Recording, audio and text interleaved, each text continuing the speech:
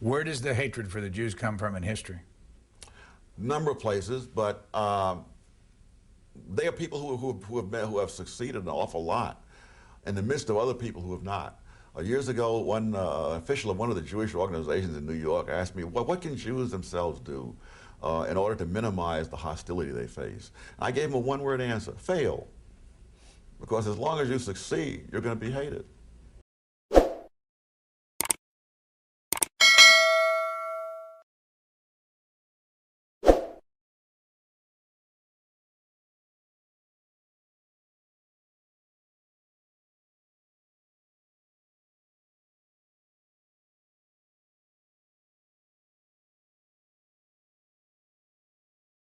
Israel, the occupying power, continues with its colonial policy and its daily violations. It continues to abuse, to arbitrarily detain, to carry out ethnic cleansing, steal land and natural resources, uproot trees, steal money. Israeli activity to Judaize Jerusalem, demolition of homes, confiscation of land and property, spoiling of natural resources. Racist violations perpetrated by Israel. Israel continues to commit various forms of human rights violations in Palestine.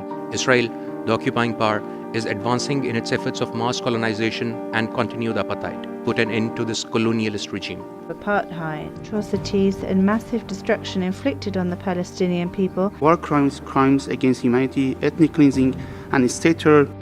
Thank you. United Nations Watch.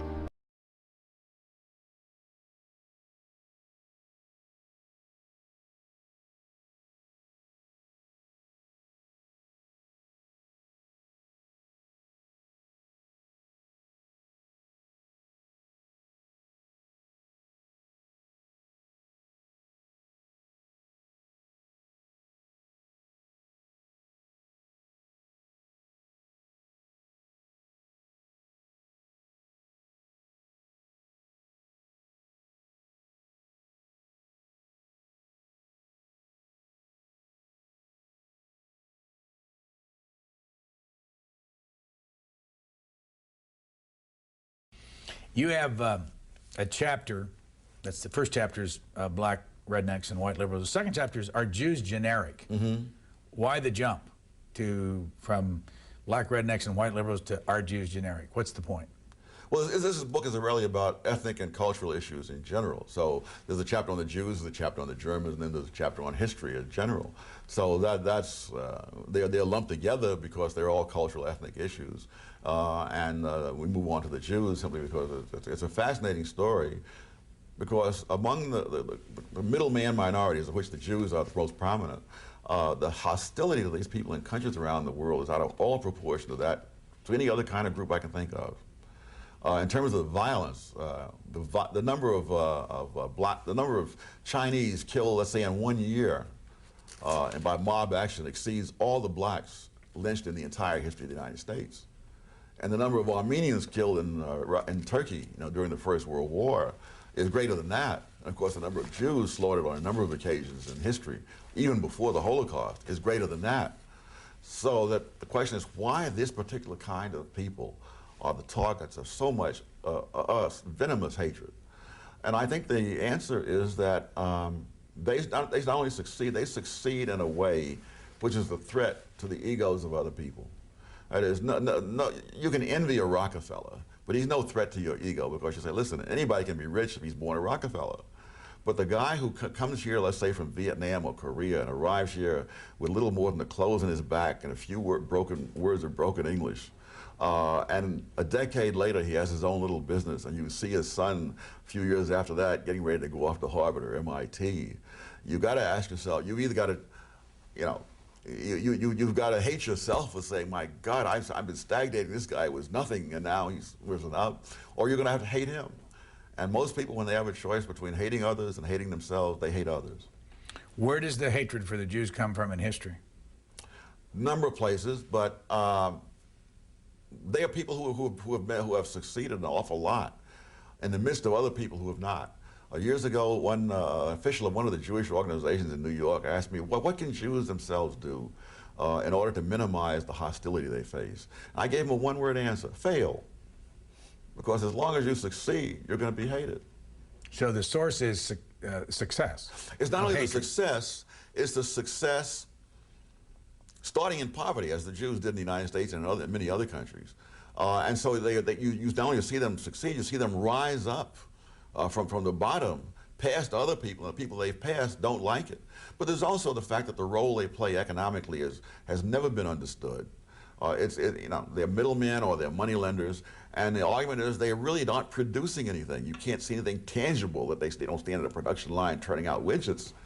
And so the argument is that they're not producing anything. They're simply gratuitously inserting themselves between the producer and the consumer, and they're parasites, essentially. And this argument has been made, again, not only about the Jews, but about similar groups around the world. And in a number of places, they have expelled those people or forced them out by mob actions, forced them to flee. And after they left, the economy has collapsed. But it never teaches the lesson that, no, they were doing something. According to a history of the Jews in the United States, staggering numbers of Jews in the decades before and after the Civil War first experienced America through peddling, which became the nearly universal American Jewish male experience. While Jewish peddlers worked as isolated individuals, their supplies came from a wider network. Each peddler functioned in a long Jewish economic chain linking shopkeepers to Jewish wholesalers in the larger cities on whom they depended for credit. The Jewish peddler on the road served as the agent of the Jewish town shopkeeper and the big city jobber. This trading network depended on intracommunal trust. Wholesaler and peddler understood each other, spoke the same language, and knew the same people. Jewish wholesalers in port cities from New York to San Francisco supplied Jewish peddlers with merchandise which they carried on their backs into the hinterlands, to farmers, miners, railroad crews, and others working far from the big cities, and often in places where there were few or no stores. Peddlers, of course, also worked in cities and in every region of the country, from the southern plantations to the California mining camps where Levi Strauss first began to sell the rugged trousers that were to make his name famous. While Jewish peddlers often worked in isolation among a non-Jewish population, they were nevertheless tied to a wider Jewish community, not only by commercial ties to Jewish wholesalers and manufacturers, but also to family members in Europe and America. They often saved money to pay for transatlantic passage for relatives in Europe to come and join them. These savings at some point also allowed the peddler to set up a little shop in town, settle down, get married, and raise a family. The wives and children then worked in the same little business. Often the Jewish shopkeeper or other small businessman and his family lived above or behind the store. Milton Friedman's family lived this way when he was growing up, a pattern that he described as common among the immigrants to America in that era. Yet this pattern was by no means confined to Jews or to America. Similar economic and social patterns could be found among the Lebanese in Sierra Leone and among other middleman minorities in other parts of the world. The overseas Chinese storekeeper in the Philippines was likewise willing to live in a small corner of his store. As among the Jews, Lebanese children were initiated into their family businesses in the United States, as were the children of other middleman minorities in other countries.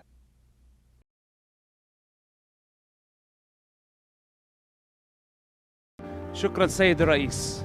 I take the floor on behalf of the UN Watch.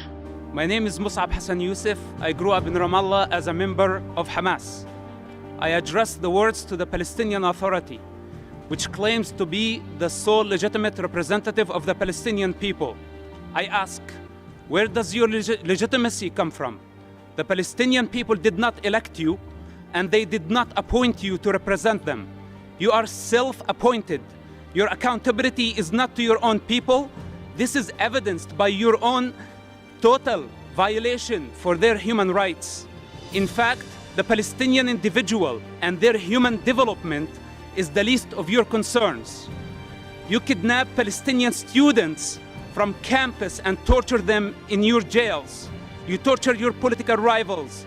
The suffering of the Palestinian people is the outcome of your selfish political interest. You are the greatest enemy of the Palestinian people. If Israel did not exist, you would have no one to blame. Take responsibility for the outcome of your own actions. You fan the flames of conflict to maintain your abusive power. Finally, you use this platform to mislead the international community, to mislead the Palestinian society, to believe that Israel is responsible for the problems you create. Thank you.